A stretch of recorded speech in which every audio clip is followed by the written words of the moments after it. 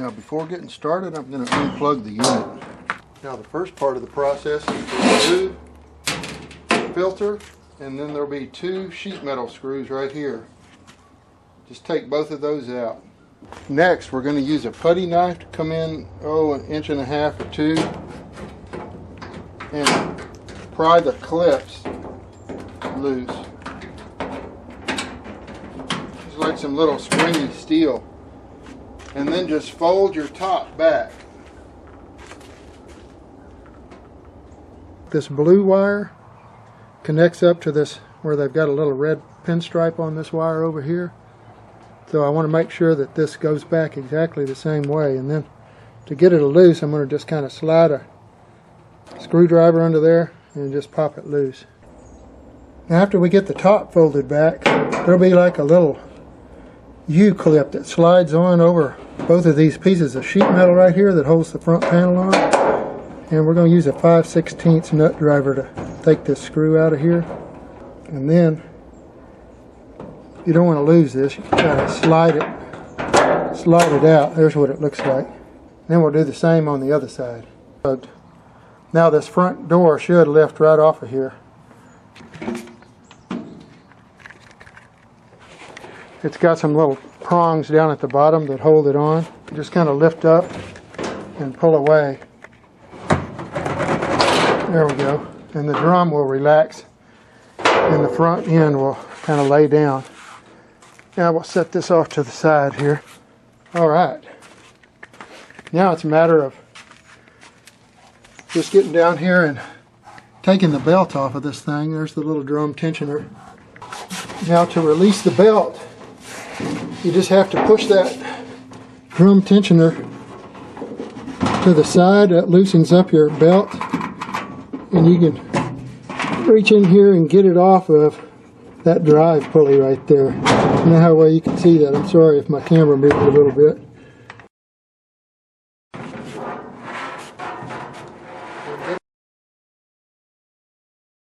The orifice is kind of hard to see, but it's down inside this little gas tube. It's got a couple of little air vents here, and I believe it's at 3/8. I'm going to go ahead and slide my 3/8 down in there and see if I can break it loose. And yeah, it's not torqued in just real tight. And that's the natural gas. I think you can see where it says 42 on it. Yeah. Alright, I've got the new orifice here, and it's a 54. There it is. Now I'm going to just slowly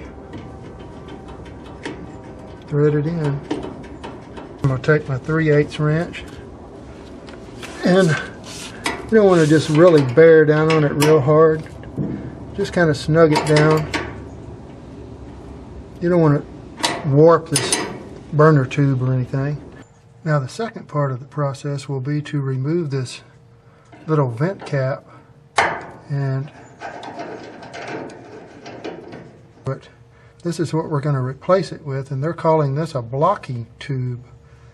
So for some reason it must be that there's not supposed to be any air that comes through here, and it specifies in the instructions just to finger tight it, and then do not exceed 1/4 of a turn to tighten it. Now the next step is to get the drum reinstalled. I'm going to lift it by the belt and slide it through the little door opening here and get it set on the rollers. It's a little bit tricky to do, certainly to film, and I apologize for not being able to show this better. But it's just I'm a one-man show today, and that's about all I can do to get it on there, let alone get some video of it. So anyway, that's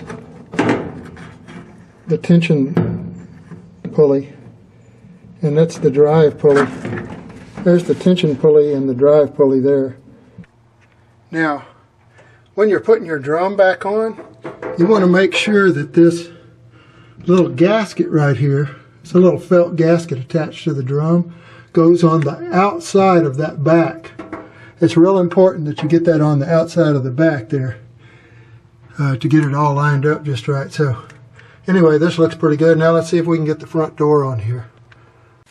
And it's got some little lips that will receive this door down at the bottom. Before that, I've got to get the drum pushed back, and then we'll try and slide it on.